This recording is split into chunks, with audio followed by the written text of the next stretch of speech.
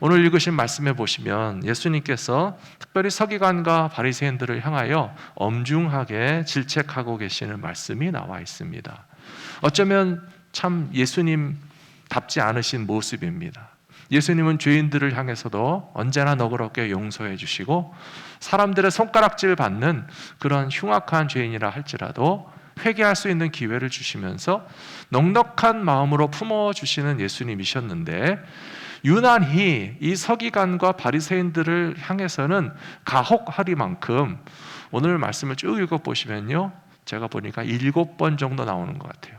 뭐가 7번 나오나 하면요, 화 있으리로다, 화 있으리로다, 너희는 큰일 날 줄 알아라, 정신을 차려라 하면서 얼마나 엄중하게 이 바리새인과 서기관들을 향해서 예수님께서 분노를 표출하고 계시는지 우리가 두렵고 떨리는 마음으로 이 말씀을 받으면서 도대체 왜 서기관들과 바리새인들은 예수님의 이런 엄중한 책망을 받을 수밖에 없었는가를 돌아보면서 우리들만큼은 예수님에게 칭찬받고 인정받는 믿음의 길을 걸어가려고 힘쓰실 수 있는 저와 여러분 모두가 되시기를 부탁합니다. 만일에 음주운전을 단속해야 될 교통경찰이 술을 드시고 운전을 한다면 그것은 얼마나 말도 안 되는 일이 되겠습니까?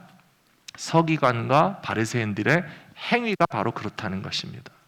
하나님의 말씀을 가르쳐야 되는 직분을 가진 사람들이고 영적인 지도자들이며 이스라엘 사람들에게 존경을 받는 그런 위치에 있는 사람들이 겉으로는 하나님의 말씀의 지식과 어떤 외면의 경건함에 대해서는 자랑하면서 속 마음으로는 하나님 앞에 인정받지 못하는 모습으로 살아가고 있기 때문에 예수님께서 진노하시고 질책하실 수밖에 없었다는 사실을 우리가 깨닫게 됩니다.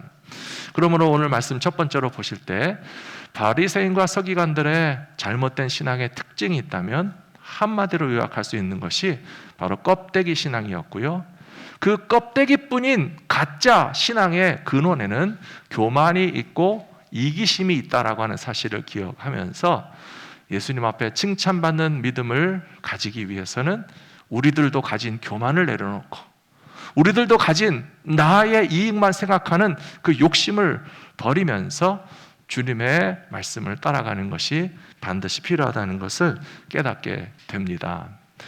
오늘 마태복음 23장 앞에 2절 말씀해 보시면요, 이런 말씀이 나와 있습니다. 서기관들과 바리새인들이 모세의 자리에 앉았으니 그러므로 무엇이든지 그들이 말하는 바는 행하고 지키되 그들이 하는 행위는 본받지 말라. 그들은 말만 하고 행하지 아니한다 라고 예수님 말씀하셨습니다. 서기관들과 바리새인들은 하나님의 말씀을 받아서 가르치는 교사입니다. 영적 지도자입니다. 그런데 이스라엘 백성들에게 있어서 가장 권위가 높은 영적 지도자라고 한다면 역사상 모세라고 말할 수 있겠죠. 모세는 시내산에 올라가서 40일 동안 기도하며 하나님께 율법을 직접 받아가지고 내려와서 이스라엘 백성들을 가르친 정말 원조 중의 원조입니다. 하나님을 얼굴로 배웠고 이스라엘 백성들을 광야에서 40년 동안이나 인도했던 모세야말로 최고의 영적 권위를 가진 지도자라고 말할 수 있겠지만 성경을 보시면요, 참 놀랍습니다. 성경은 모세가 온유한 사람이라고 말하고 있고요, 성경은 모세가 겸손한 사람이었음을 우리에게 분명히 가르쳐주고 있는데 그는 지도자이면서도 이스라엘 백성들을 전혀 휘두르지 못했습니다. 휘두르지 않았습니다. 하나님의 말씀으로 가르칠 뿐이었습니다. 하나님의 말씀을 따르지 않는 이스라엘 백성들 때문에 때로는 정말 분노하기도 하고 돌판을 들어서 깨뜨릴 만큼 자기 성격을 참지 못한 경우가 있기는 하였지만 출애굽기와 레위기와 민수기를 보시면 저는 말씀을 읽으면서 크게 도전을 받았습니다. 이스라엘 백성들이 불의를 행하고 하나님의 말씀을 거역하고 영적인 지도자인 모세에게 반발할 때에 모세의 태도가 무엇이었는지 아십니까? 엎드렸다는 것입니다. 지도자인데 큰 소리 치지 않았고요, 지도자인데 휘두르지 않았고요. 지도자인데도 불구하고 모세는 더욱더 겸손하여서 하나님의 백성들 앞에서라도 무릎을 꿇고 제발 우리가 하나님의 말씀을 따라가야만 한다라고 가르쳤던 모세로부터 받은 율법을 가진 서기관과 바리새인들이 예수님 뭐라고 얘기하셨습니까? 모세의 자리에 올라가 있구나. 결국 그들의 껍데기 신앙의 정체는 마음의 교만이었다는 것을 알 수 있습니다. 그리고 읽으신 본문에서도 보시는 것처럼 하루살이를 걸러내고 낙타는 삼킨다고 말씀하실 만큼 성전에 제단을 놓고 맹세한 것은 지키지 않지만 성전 제단에 제물을 놓고서 맹세한 것은 그렇게 지켜야 된다고 얘기하는 것처럼 저들의 마음의 중심에는 얼마나 사사로운 이익에 대한 욕망을 감추지 않고 드러내었던지 바로 서기관과 바리새인들의 이기심과 교만에 대해서 예수님께서 질책하고 계시는 것을 기억하면서 우리는 이와 같은 껍데기 신앙에 전락하지 않도록 자기를 돌아보고 정신을 차려야 할 것이라고 믿습니다. 마태복음 23장 6절에 보시면 예수님께서는 서기관과 바리새인들을 향하여 잔치의 윗자리와 회당의 높은 자리와 시장에서 문안받는 것과 사람에게 랍비라 칭함받는 것을 좋아하느니라. 저는 이 말씀을 읽을 때마다요, 목사로서 살아가는 것이 참 위험하다 하는 생각하게 됩니다. 왜냐하면요, 목사는 교회 안에서 모임이 있을 때마다 항상 이렇게 높은 자리에 가서 앉으라고 하거든요. 예수님께서 하신 말씀을 기억하면서 우리들은 왜 그렇게 높아지려고 하는 마음과 나의 이익을 챙기려고 하는 마음을 버리지 못할까? 저는 이 시간에 결코 목사님들만을 비판하는 것이 아닙니다. 사실은 모든 성도님들이 다 똑같은 마음의 자세로 신앙생활하기를 주님이 원하신다라고 저는 말씀을 묵상하면서 깨닫게 됩니다. 그런데 왜 우리는 신앙생활하면서도 여전히 더 높아져야만 된다고 생각할까요? 우리 성도님들은 참 겸손하게 신앙생활 하시고 어떤 직분을 막 추구하면서 나서시는 분도 한 분도 없으시고, 하지만 우리가 어느 순간에는 사실은 남들보다 높아지고자 하는 마음이 있다는 것을 또 부인할 수는 없습니다. 어떤 이익이 충돌되는 상황에서 누구라도 나는 내 이익을 더 얻고자 하는 그런 심리가 우리 속에는 여전히 있다는 것을 또 부정할 수는 없습니다. 과연 어떻게 하여야 높아지고자 하는 마음을 내놓을 수 있고, 어떻게 하여야 나의 이익을 추구하는 마음들이 깨지고 부서질 수 있겠습니까? 그것은 예수님께서 나에게 베풀어 주신 은혜를 기억해야 되는 것입니다. 오늘 전해드리고 싶은 말씀 찬양대가 벌써 다 하셨는데요, 예수님은 우리를 사실은 벌써 높여주셨거든요. 우리가 처음 예수님을 만났었던 때를 한번 기억해 보시란 말입니다. 우리가 예수님을 만나게 됐을 때 얼마나 세상적으로는 지식도 있고 재산도 있고 명예도 있고 권력도 있었는지 모르지만, 우리가 예수님 앞에 무릎을 꿇을 수밖에 없었던 바로 그때는 우리 인생의 가장 낮은 마음을 가진 때였다는 것을 우리가 인정하지 않을 수 없습니다. 우리가 가장 낮은 마음으로 예수님을 만난 이후에 예수님께서는 우리가 쓰러진 자리에서 일으켜 세워주셔서 우리를 벌써 높여주셨는데, 예수님께서 우리의 인생을 높여주신 것에서 만족하지 못하고 더 높아지려고 하는 것은 예수님의 은혜를 깨닫지 못하고 있기 때문이 아니겠습니까? 사랑하는 성도 여러분, 예수님이 우리를 이미 높여주셨습니다. 믿으십니까?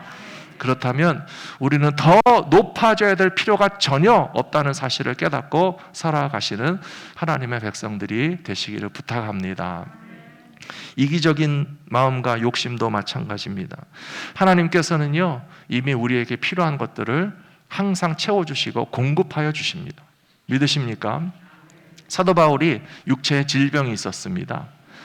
사도 바울이 가진 신체적인 어떤 장애라고도 볼 수 있었을 텐데요, 성경에는 명확하게 나오지는 않지만 우리가 짐작해 볼 수는 있습니다.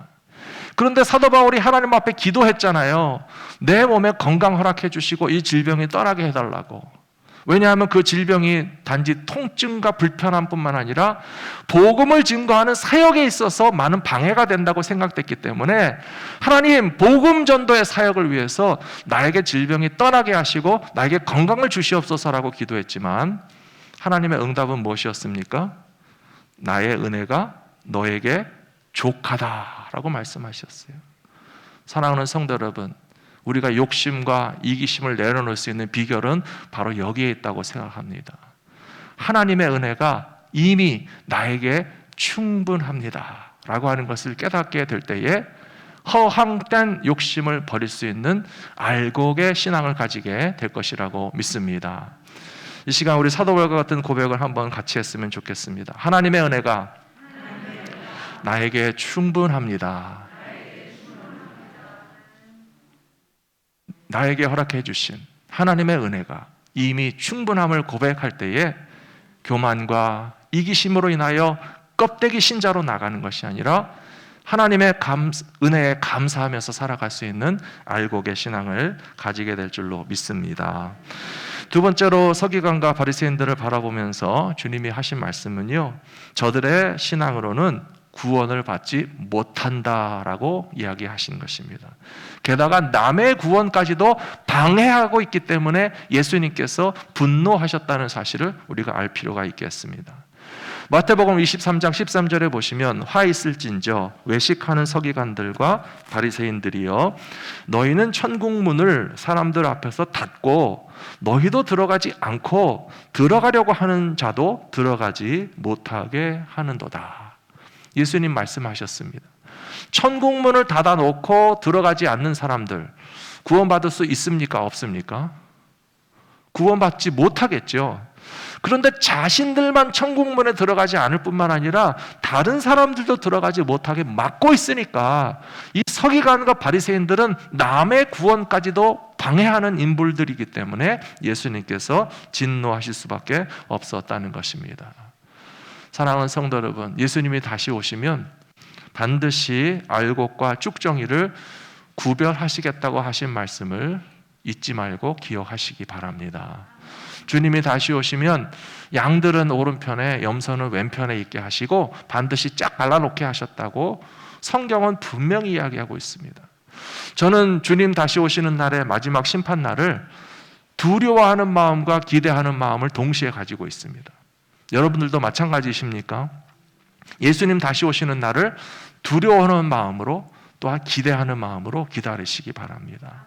주님이 다시 오셔서 알곡과 쭉정이를 갈라놓으실 때에 우리가 그 심판대 앞에서는 두렵고 떨리는 마음이 들겠지만 우리에게 잘하였도다 착하고 충성된 종으로 영원한 천국 잔치의 기쁨에 들어가라고 하시면 세상에 이거보다 통쾌한 승리가 어디 있습니까? 정말 이 예수님 앞에서 칭찬받는 알곡의 신자로서 마지막 심판날에 우리가 인정을 받게 된다면 그동안 우리가 막 화가 나고 섭섭하고 정말 어떻게 그럴 수가 있나라고 생각했던 모든 것들을 싹 씻어주시는 정말 기쁨의 승리를 우리 모두에게 주실 것이라고 믿습니다. 예수님 하신 말씀에 보시면요, 거지 나사로는 천국에서 아브라함의 품에 안겨 있었다고 얘기하고 있어요. 이 거지 나사로가 참 착한 사람인 것 같아요. 지옥불에서 고통받는 부자에게 뭐 조롱을 하거나 비난을 하지 않았어요. 아무 말도 하지 않고 잠잠하게 천국에서 아브라함의 품에 안겨 있기는 있지만 그 기쁨과 위로를 다 받으면서 부잣집 앞에서 서름을 당했던 것에 대해서 한 소리도 하지 않는 이 거지 나사로는 참 착한 사람입니다. 근데 문제는 그 불구덩이 속에 심판을 받고 있는 부자는 물 한 방울이라도 내 혀에 좀 떨어뜨려 달라고 이야기하지만 천국과 지옥 사이에 그 넓고 넓은 구렁을 도저히 넘어뛸 수 없기 때문에 물 한 방울 전해줄 수 없고 죽은 후에는 다시 그것을 바꿀 수도 없으니 후회해도 소용없다라고 예수님께서 비유로 말씀해 주지 않으셨습니까? 사랑하는 성도 여러분, 서기관과 바리새인들이 종교인이었지만 여호와 하나님을 아는 사람들이었지만 겉으로는 율법을 행하는 듯하였지만 그들의 껍데기 신앙으로는 도저히 구원받을 수 없다라고 하는 사실을 우리가 두렵고 떨림으로 기억하면서 우리는 어떻게 하여야 알곡과 같은 믿음의 사람이 될지를 오늘 이 시간에 반드시 배우고 나아가실 수 있는 저와 여러분들이 되시기를 부탁합니다. 마태복음 15장 14절에서는요 이런 말씀이 있습니다. 그냥 두라 그들은 맹인이 되어 맹인을 인도하는 자로다. 만일 맹인이 맹인을 인도하면 둘 다 구덩이에 빠지리라 하시니. 예수님께서 하신 말씀이거든요. 오늘 마태복음 23장에서도 예수님께서는 서기관과 바리새인들을 가리켜서 다 맹인이라고 말하고 있어요. 너희가 눈을 뜨고 있어도 보지 못하는구나. 눈을 뜨고 있어도 보지 못하면 결국은 스스로도 걸려 넘어질 것이고 누구도 생명과 구원의 길로 인도하지 못할 텐데 제발 눈을 떠라. 제발 눈을 떠라.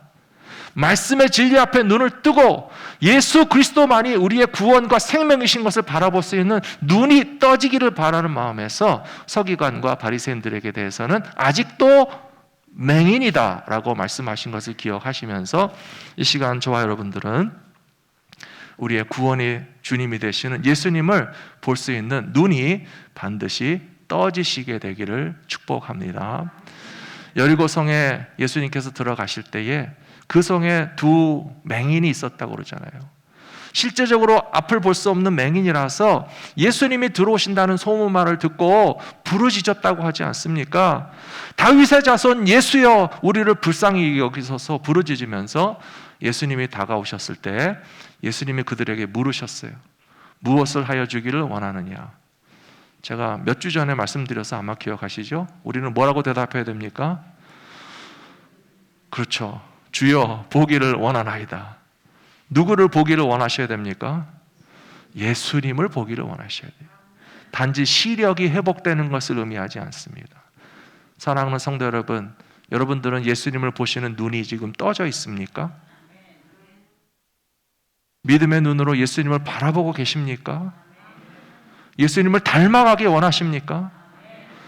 예수님을 닮아가는 것만이 껍데기의 신앙이 아니고 우리의 내면을 채울 수 있는 진실한 믿음의 길이라고 저는 믿습니다. 우리 성도님들의 삶을 바라보면서요, 특별히 제자 훈련을 하면서 그런 생각을 제가 수요일마다 하고 있습니다. 우리의 믿음이 자란다는 것은 과연 무엇을 의미할까?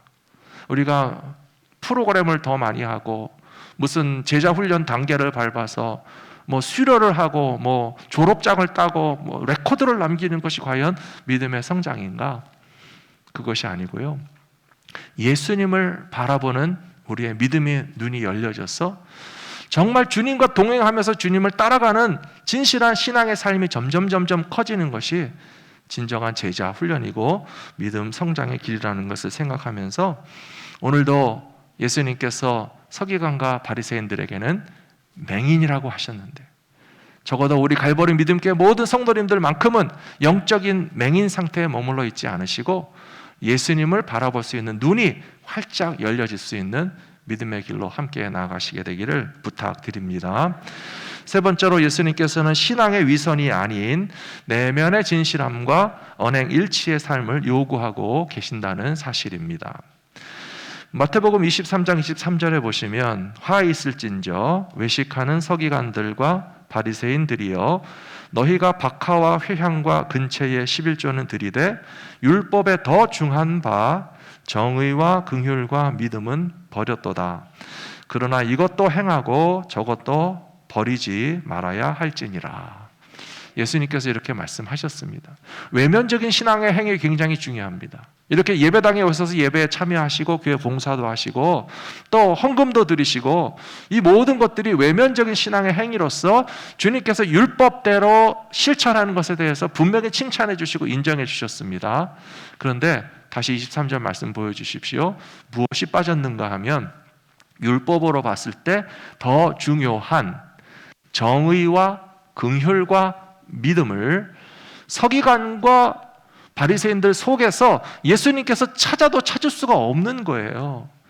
예수님께서 서기관과 바리새인들을 들여다보시는데 그들 안에 정의가 없고 정의를 실천하지도 않고 긍휼한 마음도 없고 긍휼을 베풀지도 않고 예수님이 보실 때 그 믿음이 없다. 그들 안에 믿음이 없다라고 하시는 말씀은 참으로 두렵고 떨림으로 받아야 할 말씀이라고 저는 생각합니다. 그렇다면 우리 속에 있는 정의는 어떻게 나타날 수 있겠습니까? 만일에 인종차별이라고 하는 것을 예로 든다면 어떤 사람이 그 속마음에 굉장히 인종차별하는 마음을 가지고 있다고 해서 그냥 가는 데마다 인종차별하는 행위를 나타내는 것은 아닙니다. 그냥 뭐 피부색으로 비난하고 뭐 어느 나라 사람인지에 따라서 깔보고 뭐 그렇게 하는 표현들을 막 하지는 않겠죠. 근데 속에 있는 것이요, 어느 순간이 되면 탁 튀어나오게 되어 있어요. 제가 얼마 전에 뉴스를 보니까 미국의 어느 쇼핑몰에서 아시안을 차별하는 폭언을 퍼붓는 사람에 대한 영상이 촬영돼서 뉴스에 나왔는데요. 부부가 그렇게 하더라고요. 근데 그 중에 한 사람은 공무원이었고 그 중에 한 사람은 기독교 학교 교사라고 하는 말에 제가 또 충격을 받았습니다. 그분들은 피부색이 백인이었어요. 공무원으로 일할 때, 기독교 학교 교사로 일할 때 인종차별은 잘못됐다라고 하는 것을 알고 가르쳤겠죠. 그런데 쇼핑몰에서 만난 아이시안을 향해서는 니네 나라로 돌아가라라고 하면서 피부색과 인종에 따라서 인종을 차별하는 그런 폭언을 쏟아붓는 장면이 녹화된 것을 바라보면서 정말 사람 속에 있는 것은 알 수가 없고 사람 속에 있는 그 더럽고 추한 것이 쏟아져 나올 때는 얼마나 옳지 못한 모습인가라고 하는 것을 뼈저리게 느낄 수밖에 없었습니다. 긍휼의 마음도 마찬가지입니다. 우리 속에 긍휼의 마음이 있지만 그것이 잘 보이지 않습니다. 아주 가끔씩 우리가 긍휼히 여기는 마음을 누구에게 몰래 베풀 때가 있잖아요. 그러면 우리 속에 긍휼의 마음이 있다는 것을 그것을 받으시는 분만큼은 느낄 수가 있어요. 아, 이분에게 이런 긍휼의 마음이 있어서 지금 나에게 이런 사랑을 베풀어 주시는구나 라고 하는 것을 느끼면 우리는 상상할 수 있습니다. 엄청난 긍휼의 마음이 그분 속에 있는데 그것을 조금 나에게 지금 나눠주시니까 너무 아름답다. 사랑하는 성도 여러분, 믿음도 마찬가지입니다. 예수님께서 마태복음 23장 23절에서 서기관과 바리새인들을 바라보시면서 너희 속에 정의가 없다는 것을 내가 다 안다. 너희 속에 긍휼이 도무지 없다는 것을 내가 다 안다. 그리고 너희 속에 믿음도 없다는 것을 내가 다 안다. 그래가지고서는 구원받지 못하고 그래가지고서는 껍데기 종교인에 불과하니 이제 그 마음속을 진정한 정의와 긍휼과 믿음으로 채워라 라고 하시는 말씀을 오늘 나에게 주시는 말씀으로 받으시는 저와 여러분들 되시기를 부탁합니다. 사랑하는 성도 여러분, 하나님은 우리의 중심을 보시는 하나님이십니다. 우리의 속마음을 다 알고 계시다는 뜻이에요. 사무엘 16장 7절에 보시면 여호와께서 사무엘에게 이르시되 그의 용모와 키를 보지 말라. 내가 이미 그를 버렸노라. 내가 보는 것은 사람과 같지 아니하니 사람은 외모를 보거니와 나 여호와는 중심을 보느니라. 하나님께서 버린 사람이 누구겠습니까? 그것은 바로 사울 왕이었습니다. 사울 왕은 이스라엘의 첫 번째 왕으로 되기에 충분할 만큼 사람이 보기에 키도 크고 잘생기고 열심히 일하는 사람이었습니다. 하지만 하나님께서도 인정하고 세우셨던 사울 왕이었지만 그러나 그의 겉모습이 아니라 그의 속마음과 믿음이 실패했기 때문에 하나님께서 포기하셨다는 거잖아요. 그리고 이새라고 하는 집에 가서 그 아들들 중에서 이제 다음번 왕이 될 사람을 세워야 되는데 사무엘에게 해주시는 말씀이 첫째 아들 아니고 둘째 아들 아니고 셋째 아들 아니고 제일 볼품없어 보이고 존재 의미가 미미해 보이는 막내 다윗에게 기름 부어서 이스라엘을 왕으로 세우시는 것이 하나님의 뜻이라고 말씀해 주시는 것처럼 하나님은 외모를 보지 않으시고 우리의 중심을 보신다는 사실을 기억하셔야 될 줄로 믿습니다. 사도행전 10장에 와서 보시면요, 예수님의 제자 베드로가 이 사실을 다시 언급하고 있습니다. 베드로가 입을 열어 말하되 내가 참으로 하나님은 사람의 외모를 보지 아니하시고 각 나라 중 하나님을 경외하며 의를 행하는 사람은 다 받으시는 줄 깨달았도다 라고 고백하고 있습니다. 여기 사도행전 10장에서 베드로가 말은 멋있게 하고 있는데요, 사실은 베드로도 아주 엄청난 선입견과 차별의식에서부터 벗어나지 못하는 사람이었어요. 그는 유대인으로서 아브라함의 자손은 선민의식을 가지고 있었고 거룩한 백성이요 할례받은 그런 민족이라고 하는 자부심을 가지고 있었지만, 이방인들은 거룩하지 못한 족속이라고 하는 그 차별의식을 어려서부터 너무 많이 듣고 보고 경험하다 보니까 뿌리가 박혀있는 사람이었습니다. 그래서 하나님께서 이 베드로에게, 이방인에게도 복음을 전하게 하시는 데까지는 굉장히 많은 연단과 훈련의 시간이 필요했고요. 나중에도 성경에 보시면 참 재밌는 장면이 나옵니다. 베드로가 이방인 출신의 크리스찬과 함께 식탁에 앉아서 밥을 먹다가 예루살렘에서 온 아주 정통파 유대인 출신의 크리스찬들 제자가 들어오니까 그 자리를 박차고 나갔다고 그러잖아요. 마치 나는 이방인하고 한 식탁에서 밥도 먹지 않은 것처럼 그렇게 자기 자신을 좀 이렇게 꺼리는 마음이 베드로에게 있었던 것이 사실입니다. 얼마나 우리 모두가 사람을 외모로 판단하는 것을 버리는 것이 쉽지 않다는 것을 베드로가 여실히 보여줬습니다. 하지만 여기 사도행전 10장에서는요, 지금 베드로가 가이사랴에 있는 로마 군인 백부장 고넬료의 집에 초대를 받은 거예요. 로마 사람입니다. 이방인입니다. 얼마나 이스라엘 백성들을 괴롭힌 로마 군인의 집에 초대를 받아서 간 베드로가 그 사람들이 예수 믿고 세례받고 크리스찬이 되고 싶다고 하니까 이제 하는 말이, 하나님은 외모로 사람을 취하지 않으시며 여러 나라와 민족 가운데서 하나님을 경외하는 사람들을 택해 놓으셨다는 사실을 나도 인정한다라고 하는 사람으로 베드로도 변화되었습니다. 베드로의 변화를 통해서 우리가 깨달을 점이 있습니다. 결국은 우리가 지식으로 변화되는 게 아니고요, 우리의 의지로 변화되는 것이 아니라 예수 그리스도께서 우리 안에 가득하실 때에 우리는 변화된 믿음의 삶을 살아가게 될 줄로 믿습니다. 오늘 제가 드리고 싶은 말씀은 바로 이것입니다. 서기관과 바리새인들의 껍데기 신앙을 극복할 수 있는 비결은 우리가 예수님을 닮아가는 수밖에 없습니다. 예수님의 방법을 따라가야만 교만하려고 하는 우리의 마음이 낮아지고, 우리를 쓰러진 자리에서 예수님께서 이미 높여놓으셨는데 우리가 더 이상 높아질 필요가 있겠는가라고 하는 것을 우리 안에 계시는 예수님으로 말미암아 깨닫게 될 줄로 믿습니다. 예수님은 하나님의 아들이시잖아요. 예수님은 하늘 보좌에서 우리들이 있는 자리까지 내려오셨잖아요. 우리가 예수님을 따라가려고 하는 마음으로만 신앙생활하면 우리를 이미 높여주신 주님 때문에 더 교만하고자 하는 마음은 도무지 생겨나지 않게 될 것이라고 믿습니다. 하나님은 이미 우리의 삶의 빈잔을 채우셨습니다. 사도 바울의 고백과 같이 나의 은혜가 너에게 충분하다라고 하는 응답을 받았다라고 사도 바울이 고백하고 있지 않습니까? 우리도 받은 은혜에 감사하면서 살아간다면 우리의 삶이 예수님 닮아가는 알 것과 같은 믿음의 사람으로서 변화되게 될 줄로 믿습니다.